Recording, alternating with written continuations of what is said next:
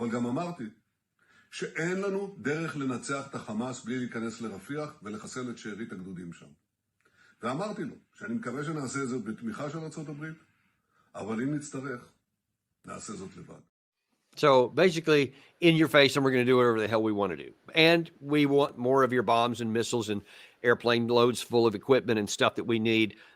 Keep your opinions to yourself. We're going to do whatever. Then when we had the temerity to not obey Netanyahu and did not veto that resolution at the United Nations Security Council the other day that says looking for an immediate ceasefire, in anger, he said he was furious, according to many of the reports. So he canceled a visit by some people that he was going to send to Washington to try and coordinate some stuff with Rafah. So now he's like, not going to do that. He's going to continue to go forward. Doesn't care what this UNSC finding came, this non-binding, as Kirby later called it, resolution, meaning we're still giving you a green light. We're still not going to do anything.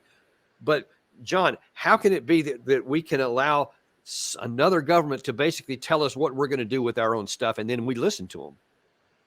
Well, Israel is pretty much free to do what it wants because it's protected here in the United States, mainly by the Israel lobby. It's almost impossible for any president to really rein in the Israelis when it comes to dealing with the Palestinians. We can slap them on the wrist, but not much more than that. The problem here is that Netanyahu is committed to defeating Hamas. And there are a handful, somewhere between 4 and 5 battalions of Hamas fighters in Rafah.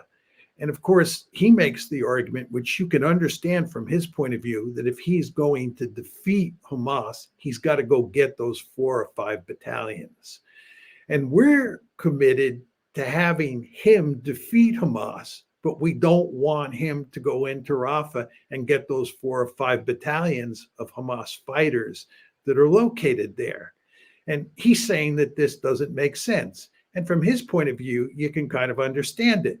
But from our point of view, we understand this would be a humanitarian disaster, and we cannot allow that to happen. So we argue. My basic point on this is he's not going to defeat Hamas, whether he goes into Rafah or not. This is a fool's errand.